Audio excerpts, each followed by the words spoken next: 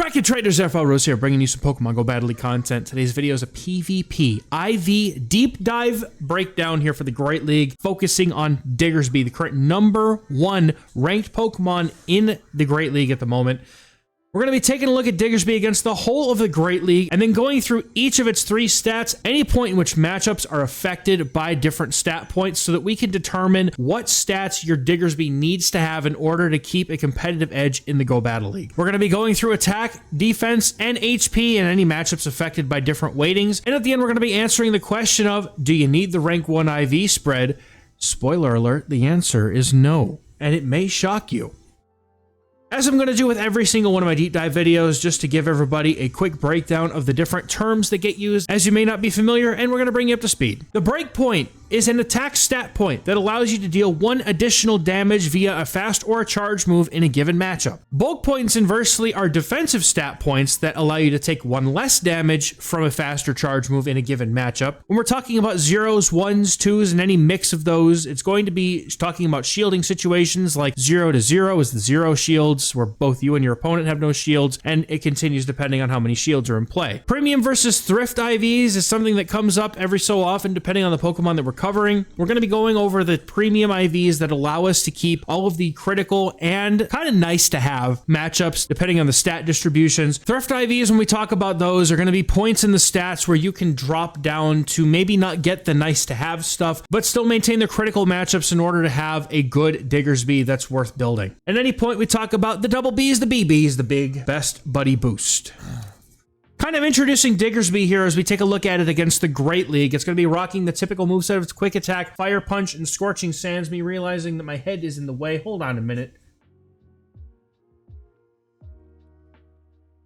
All right, there we go. Diggersby's going to be rocking the moveset of Quick Attack, Fire Punch, and Scorching Sands most often, but it does have access to things like Hyper Beam, Earthquake, Dig, and Return if you have a purified one. Mud Shot used to be the way to go, but since it was nerfed and does not provide as much energy as it used to, you opt for now for Quick Attack, and usually Scorching Sands, Fire Punch gives Diggersby the best play because you have Fire Punch to deal with grass types, and Scorching Sands is a strong, same type attack bonus move that hits for a really good chunk of damage. In the Great League, some key wins here. You're going to be tackling all of the electrical types just about. There's not very many that can have good play into Diggersby just because that ground double resists the electric type. It's just generally bad matchup. But you're also going to be picking up wins against the currently very relevant Shadow Scizor with being able to one-shot with a Fire Punch. Gastrodon, just being able to outbulk some things is super critical in the Great League, especially when it comes to things like Gastrodon. There's wins against Fortress, another Bug Steel that takes double super effective from Fire Punch, but it is a bit IV dependent. There are some situations where the IVs can affect the outcome. Then we're going to be getting up wins against most of the poison types like Drapion, Clodsire. You're going to be getting a win against Tinkaton because it's a steel type and you're going to get those. But a steel type you may not necessarily expect is low in Sand Slash, but it has to have Shadow Claw. If it has Powder Snow, you're kind of cooked because you don't one-shot with a Fire Punch on a low in Sand Slash. Shadow Gligar also is something that comes up on the wins, but it only comes up in certain scenarios, and those are IV dependent, so stay tuned to talk about which ones you need to keep the Shadow Gligar matchups that you have. And we're also picking up a solid dominant win against Aegislash as well. Now, when it comes to Diggersby's losses in the Great League meta, most water types, because they're really powerful Pokemon, aside from Gastrodon, most of the water types that have solid water type charge move damage are going to have the good matchups into the Diggersby. Malamar also rocking that superpower, but there are lose conditions that are IV dependent for it, so just something to keep in mind as well. We're going to be talking about those. Credilli is a loss here because it's a grass type, as you would expect. Mandibuzz, Jumpluff, Skeledirge, Wigglytuff are all things that get affected by IVs here, and you're going to see what you need in order to keep them. Dusclops is a loss here because it does have the Ice Punch, which is spammier than the Scorching Sands, which gives it that matchup. And Shadow Kanto Marowak's on here as a loss because it can just do Shadow Kanto Marowak things, slap things with its mud, and hit them with its bones. Now we're going to get into the good stuff here. We have the attack stat matchups referenced here for Diggersby. At various points, its attack stat measured by just taking several different Diggersbys and comparing them to the Great League meta against default rank 1 Pokemon. Shadow Jumpluff is a 2-2 shield win you get when you normally would lose all even shield scenarios. Fire Punch gets a breakpoint that flips the 2 shield matchups just barely in Diggersby's favor, but Jumpluff has got to be a high rank Shadow to get this bulk point. 95 95.34 attack, it's nice to have for sure here to guarantee it. Most Shadow Pokemon are not going to just be rank 1. Most people don't just have those lying around. They're going to have to just say, this looks good enough to me and I'm going to build it. So you might be able to get that Fire Punch breakpoint and flip the 2s against Shadow Jumpluff even without 95.34 attack. Going up a little bit more to 95.64, there is a breakpoint with Quick Attack that Gligar, when it's Shadow, loses the 1s and the 2s, where Shadow Gligar normally wins all evens here. The 1-to-1s and 2-to-2 shield situations can be flipped by getting this Quick Attack breakpoint, and it's similar to Jumpluff where Gligar has to be a very high rank to get this particular bulk point against your Quick Attack. So if it's not a rank 1, there's a solid chance that you're going to be able to get that anyway and still be able to flip those matchups. Getting a little bit further into the weeds here, 95.92, we're going up a little bit more here. Shadow Primeape with Ice Punch, you can win the 0-to-0 shield situation, and by having this attack stat, it allows your Scorching Sands to do 72 damage, which is exactly enough to KO the rank 1 Shadow Primeape. Again, if the opponent isn't a rank 1, they may have less HP, or they might have a more HP weighted one, so just keep in mind this is against the rank 1. Might be IV dependent, but I will say this is a point in the stat where this is where we're getting high enough that we're sacrificing our bulk. There's a specific spread that I can at least recommend for the first 2. We'll get to that later in the video, but just so you're aware, just kind of after that Shadow Gligar matchup, that's where I kind of draw the line as far as what's acceptable to have in an attack stat. At 96.5, you get a Quick Attack breakpoint because I am not spell checking myself today, apparently. Against Shadow Cancel Marowak, this is a very highly attack rated, I'm talking like Hatch Raid IV Diggersby, but it does happen to flip the 0-to-1 shield situation, so maybe it's relevant to you someday. But as far as I'm concerned, definitely not willing to go and sacrifice the bulk for that. And the reason for that is because the bulk on Diggersby is just so immense that giving up even some of it, it feels like the more of the benefit for this thing is in its bulk. And speaking of bulk, we're going to start with the defense. As far as defense goes, there's not a whole lot of things that get affected as the rank 1. Now, most of these Pokemon, they very well might be rank 1s because when I assume that somebody's got a rank 1, it's probably a non-shadow, something that doesn't have a limited accessibility. You can just go out in the wild and catch it. Wigglytuff, Forretress, Furret, Dugong are all things that I would expect that to be the case for. So if there's a attack weight to any of these Pokemon, that might throw things off a little bit, but I think the most critical one here is the Wigglytuff 1-to-1s, not only because I just despise seeing Wigglytuff on my screen, but also because it is a very hittable bulk point, along with the other 2, actually, when we take a look at the final spreads and stats. Assuming Wigglytuff throws the Icy Wind right away and debuffs your attack, it makes the matchup a little bit less in Diggersby's obvious favor than if they were to just go straight Swift. So there is a Swift bulk point at Diggersby's defense stat that allows it to survive that 1-to-1 matchup on 1 HP if the opponent goes for that Icy Wind first, but it also requires a 177 HP stat. This is a common enough matchup that I would anticipate seeing it and want to be able to be prepared for it. At 141.5 defense, Forretress 1-to-2 shield situation and Furret 2-to-1 shield situations become possible. For Forretress, it's because you actually get a bulk point to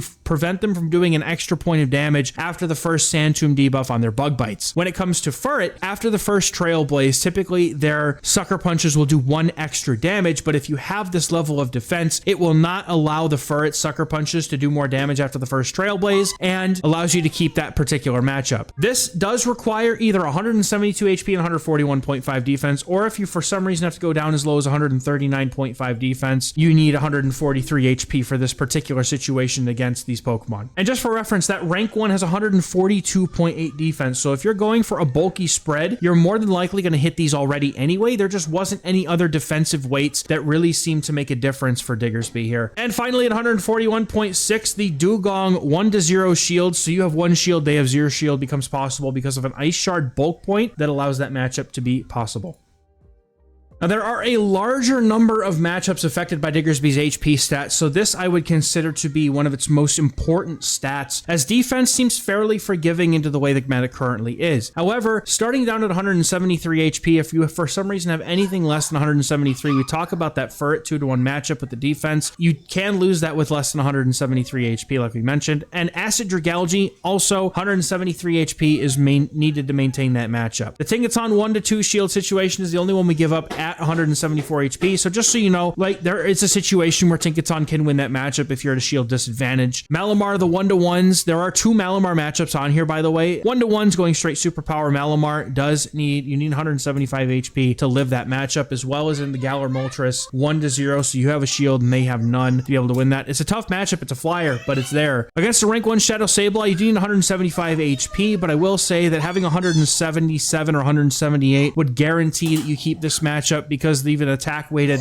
Shadow Sableye will only be able to do an extra couple points of damage here and there with an attack stat that's higher up against the Diggersby. The Mandibuzz 1-to-0s and 1-to-1s are winnable with 176 HP, as well as the Talonflame 1-to-0 and 2-to-1, so you have shield advantage on either one, or evens with the Mandibuzz. Wigglytuff, we talked about that 1-to-1s, you need 177 HP, and in the Skeledirge, because it's a ghost type, quick attacks ain't gonna cut it, and then you need 178 HP to be able to win that matchup if they go straight Torch Song. And Malamar in the 2-to-2s, I believe this was with a foul play bait, but 2-to-2s, you do need 178 HP for that to be possible.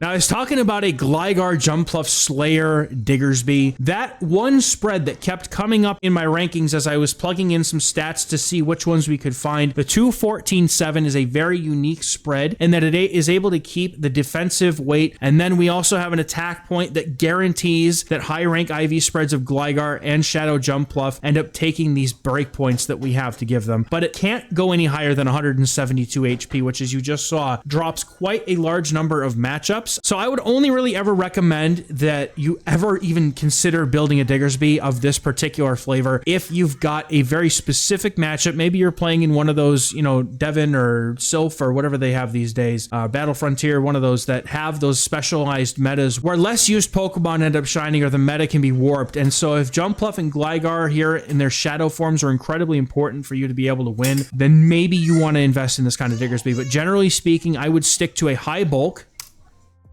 Diggersby, and here we have the premium IV spreads on the top. The rank 3, the rank 5, and the rank 4 are all spreads that are going to meet the criteria for all of the defensive weighting that your Diggersby could possibly need in the Great League. So everything below the line here is going to be giving up the Forretress and the Furret situations, whereas we're keeping the Wiggly as our bottom baseline. I want to be able to maintain that one shield situation at all times. However, you're not really getting any of the attack weight, considering the highest attack stat on this table is 94.6. You're not really going to be able to get any guarantees on the attack weighted stat points that we had talked about with these spreads. There's usually going to be a plenty of give with the Gligar and the Jumpluff that they're not going to be rank 1. You're usually going to get that breakpoint anyway.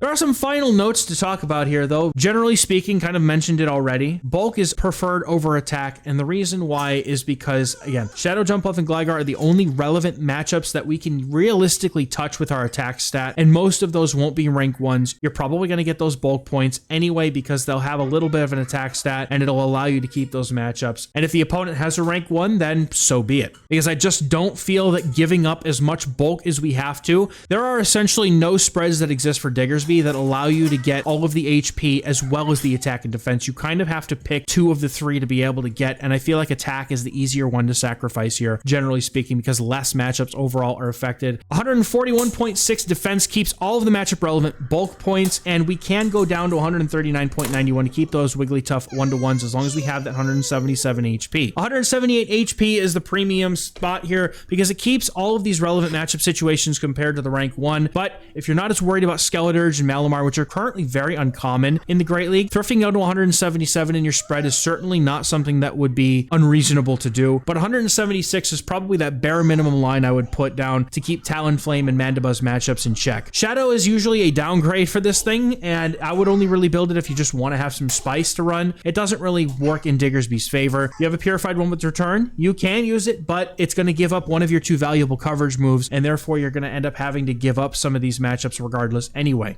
My final point here is I used PvPIVs.com to be able to calculate these spreads. If you want to take any of the stat points from this video, I'll put a link to the website in the description here. You can go check it out yourself. Go look up a Diggersby, grab those top rankings, and plug in the stat points, and you'll be able to find out your own spreads. Or you can see if the spread that you have built, how close it gets and where it lands on these stat points. Let me know in the comments what you guys want to see going forward. This is my first time doing a lower league deep dive, so I am very hopeful to get some feedback from y'all. Let me know what you think. If you want to see something specific, let me know down in the comments. As always, thank you very much for watching, and we'll catch you guys in the next one. Bye-bye.